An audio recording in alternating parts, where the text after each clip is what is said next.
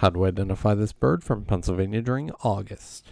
Although this bird is partially covered, there's still plenty to work with here. First, we can see that the bill is that shape that you often associate with the warblers.